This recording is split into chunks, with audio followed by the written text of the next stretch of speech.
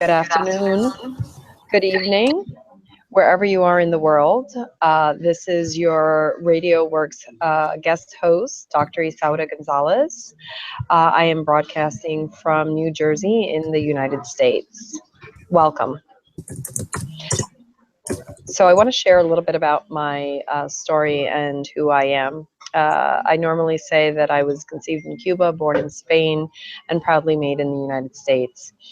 What that means is that my family left Cuba early on and left with nothing but the clothes that they were wearing in order to give us freedom here in the United States, a choice for an education, a choice for freedom, for financial freedom, and options that we wouldn't have otherwise had back in our home country of Cuba. So from early on, my family instilled in me the love and the passion of education, which I believe is also a very Cuban trait. And so I knew early on that I wanted to be a psychologist, and I decided that I would take the step in order to fulfill that dream and that passion. So I worked very hard from early on in order to accomplish the goals necessary to become a psychologist. And I became a clinical psychologist, opened up my own practice a few years later. I own a very successful private practice in New York. Won awards last year for best psychology practice in Staten Island.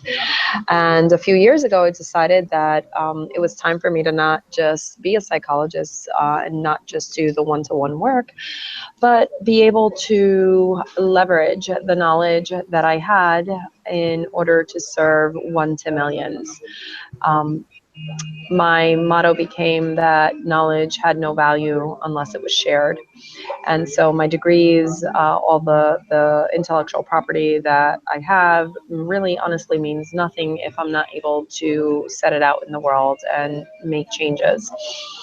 So about 2 years ago, I created a company called Latina Mastermind, and that was very accidental. It was actually a webinar, and the name of the webinar was Latina Mastermind, Creating Powerful Connections. And I opened up a Facebook group to try to generate some buzz around the topic of cooperation and collaboration within our community and how important it is to network and to truly create affiliations and associations that would benefit our community as well as the audience and our own businesses and our own growth. And so I put in 22 female Latina leaders that I had gone through a leadership program with. And within about 5-10 minutes, so mind you, this is Wednesday morning at like 2 a.m. Eastern Standard Time in the US. Most people aren't really up except one of my 22, as we call them, hermanas, one of my sisters was up, and she texted me and said, "What is this all about? This seems so interesting. You know, what is this and how can I help?" And so I told her, "Hey, I'm doing this webinar and would love your support." And within 5 to 10 minutes, the group of 22 grew to 67. And so then I needed to work a little harder and create more of a description, of a mission, of what this was all about. And from about 3 in the morning, 4 in the morning, when I finally went to bed, to about 6 when I woke up, the group of 67 had grown into over 100. So as the week went on, I reached out to a childhood friend and said, "Hey, listen, you know, if you have anyone who's interested, I would love for you to be able to let them know that this is a webinar I'm doing in a few weeks." And to make a long story short, by almost a few hours to the close of the first week, so a few hours shy of the first week of creating this group, I had 982 women in this group. And so the world was built in 1 week. yeah. So it built very quickly, and so 982. I reached out to one other colleague of mine. I sent her a text, and I said, "I'm 982." I said I would have been happy and ecstatic with 100. I said, but I'm almost at 1,000, and it would mean the world if I could actually hit 1,000. Because there's something about this movement, this concept that really is taking off. And so 5 minutes later, I get a text message back from her that says, "Congratulations, 1,001." At that point, I realized that this wasn't a webinar. There was a lot more to this concept. And there was definitely a gap that my community was calling out for. And so there was the birth of Latina Mastermind. 2 a.m. at my mother's kitchen table, on a summer day. And that was the birth of the movement, which then led to my realizing that I needed to take the foot off the gas before getting more people in and really have a platform for these women to connect. And so I then went and built the first and only mobile app for Latinas in business, all around the world. And then recently launched at the end of 2016 the first and only podcast on Latina leadership around the world that transmits in English as well as in Spanish. And so there's been a lot of firsts that have been born out of this Latina Mastermind movement, and a lot of collaborations and cooperations around the world, quite honestly, um, that give the organization its strength. The fact that we highlight members, that we highlight individuals, that this is about the gifts and the power that women have around the world that sometimes is stifled, and learning to stand in your power as opposed to step into your power. We all can step into our power at any given time, but standing in our power takes a lot of a different avenue and technique. And so teaching women how to do that, teaching women how to use their emotional intelligence, how to leverage their communication, how to leverage their culture, how to leverage their strengths, really, is humbling to see individuals change their lives because they're able to tap into the best of who they are, and not be afraid anymore of things around them, and really just take that step and stand in their power as opposed to go in and out of their power. Wow. So I'm thinking now that for our listeners, it is almost like it's almost like another way of saying that education is very important. But what is more important than education is what you are left with if you got amnesia and you forget everything you learn in school. When you enter into real life, it is all about your stardust. It is all about remembering who you are and remembering where are you going. And because society is designed in a way that is sadly based on limiting beliefs and social conditioning, is very hard for people to step and stand, stay to their power. Not even if they accidentally step into their power, then what's happening? They are pulled out from their own power because there are so many lemons life throws to them. And what you are doing, if I understand this correctly, you are telling to these amazing people that they have to forget everything they learned in school and they have to discover who they are. Go into this discovery journey, a discovery of the mind, a discovery of the spirit, and create their own life and create their own reality without thinking of the red state, without thinking that fame and fortune is only for certain people or for the few. Just thinking that I have so much to give, and unless I give, I can't survive. So I have to give the gift of giving. And you are helping them to identify that unique gift, that unique gift they have. They've been given at birth. And you remind them, you've been given this gift, not for you to hold on. You've been given this gift to master it and gift it back into the world. it's such a beautiful, beautiful journey you are taking people with you. And I really don't know where you are going with everything, but I see no limits. I see that there's nothing more powerful than the image, the dream that is turned into a vision. Yeah, it's interesting because I resonate with everything that you're saying, and it's absolutely true.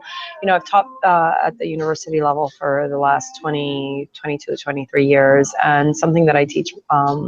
One particular class that I love teaching, which is professional psychology, right? Students come in saying that they're going to figure out who they're going to be as a psychologist. And, I start the class with, well, you first have to figure out who you are. and once you figure out who you are and where your passions are and where your strengths lie and where your weaknesses are too, because you have to build on those and you have to respect your weaknesses,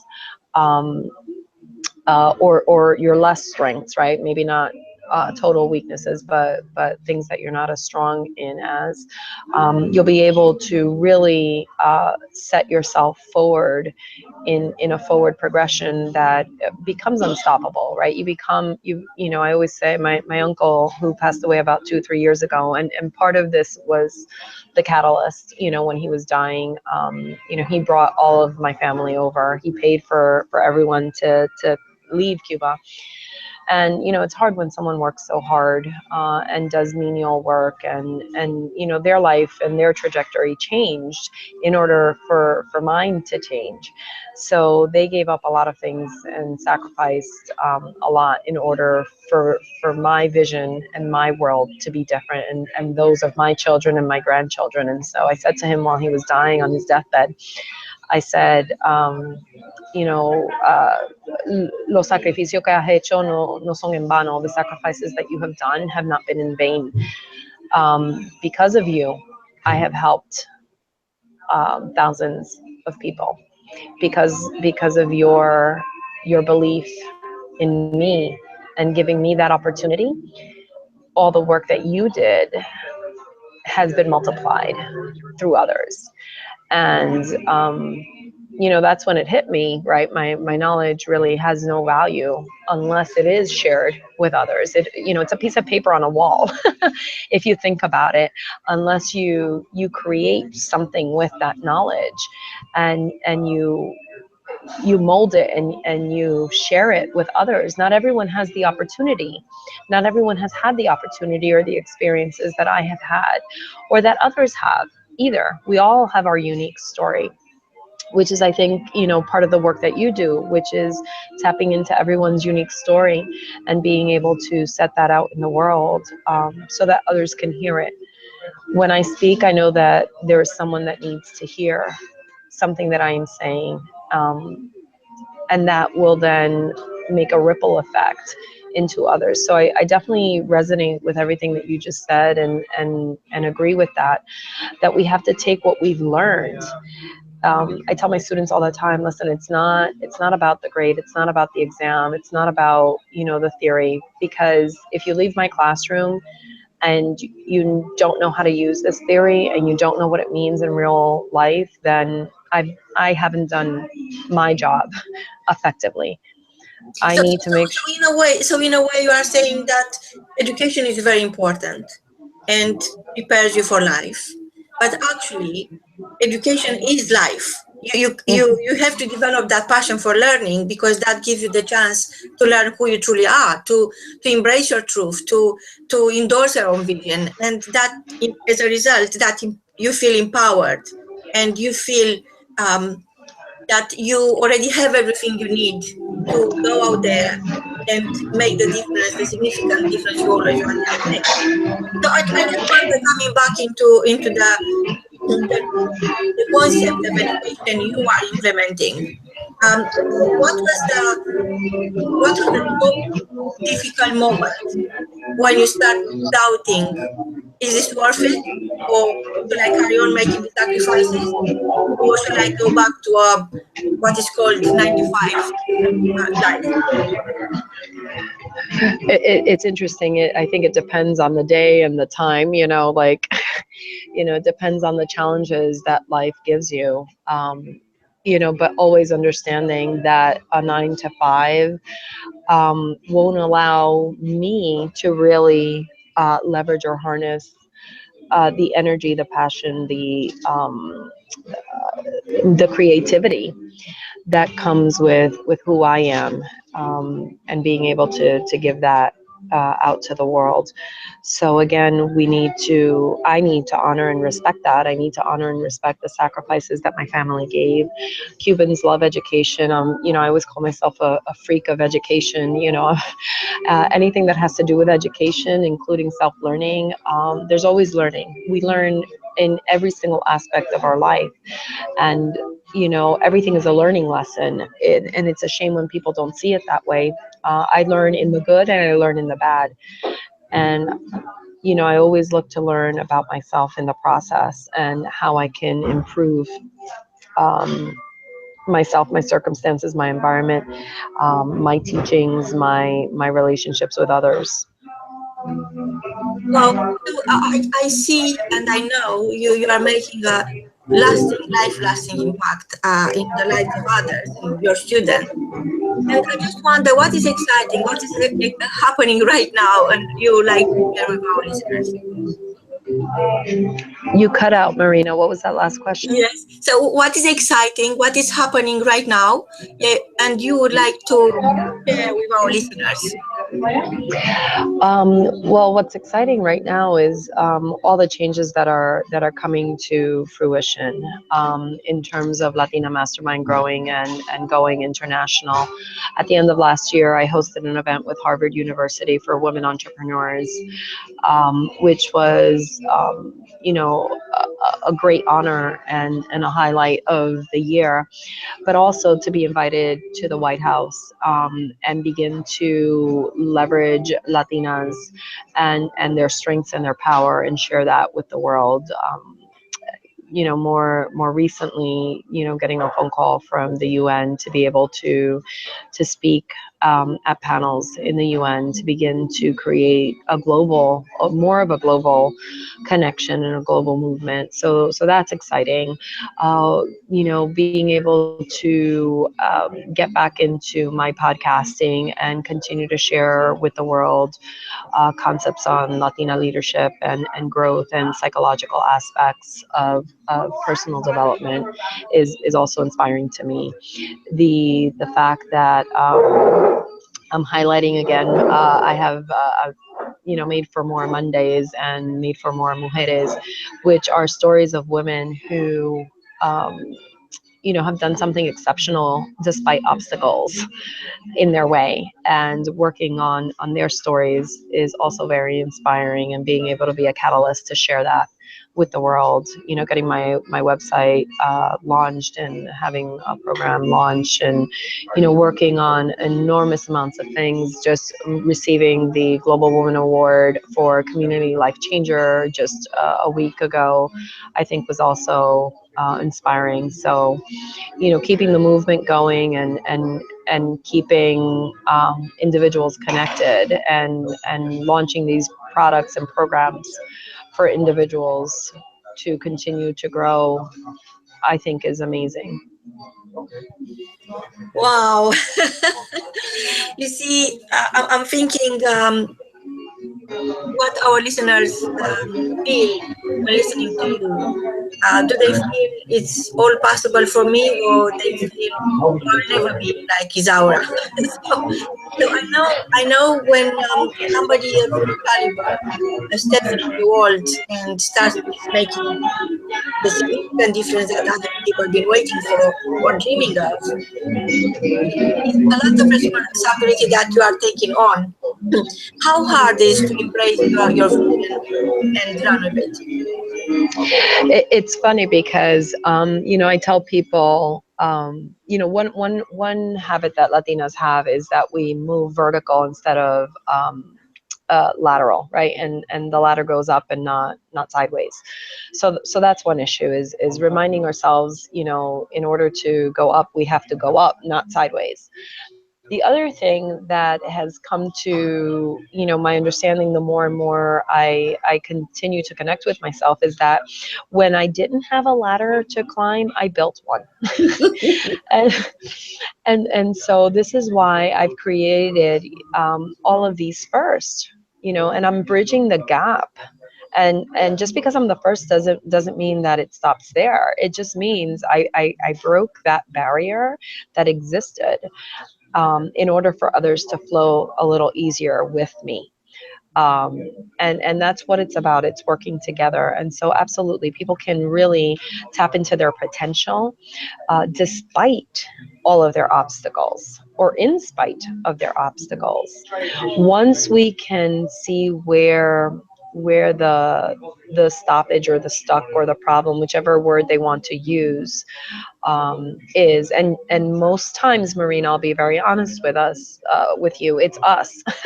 Yes. It's us who stops us. There will always be lack of time. There will always be, lack of resources. There will always be lack of support in the way that we want, and we have to learn how to build something that we can then leverage. And that's what I've done all my life. It hasn't been easy. I've been one of 25 Latinos in the college. Currently in the United States, there, there's only 1% of licensed clinical psychologists that are Latinos, which mean male and female.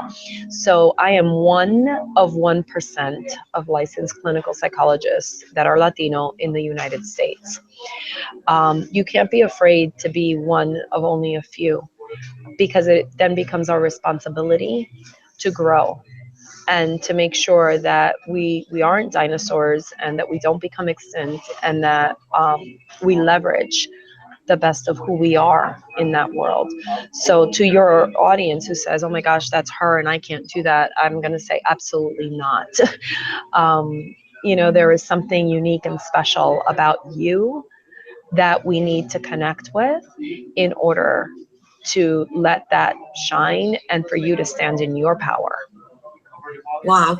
Isaura, I was just came to mind what you said about education, that education is the purpose. Education purpose is to replace an empty mind with an open mind. What would be your definition for education?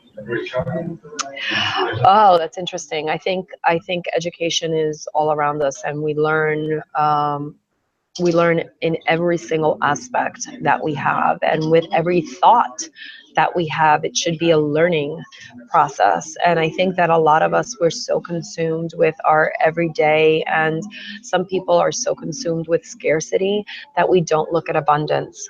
So education is really looking at the abundance of what we have in life, in our spirit, in our world, of gratitude, of learning from ourselves as much as we learn from others, and taking that opportunity to really grow, because the more we nurture ourselves, the more we're able to really have infinite amount of growth.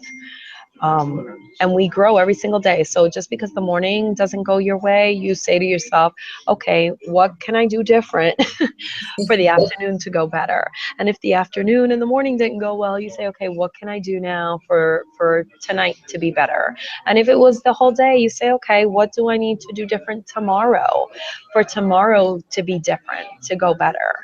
And you really have to look at and give yourself some feedback, as well as feedback, and understand what the power of words are.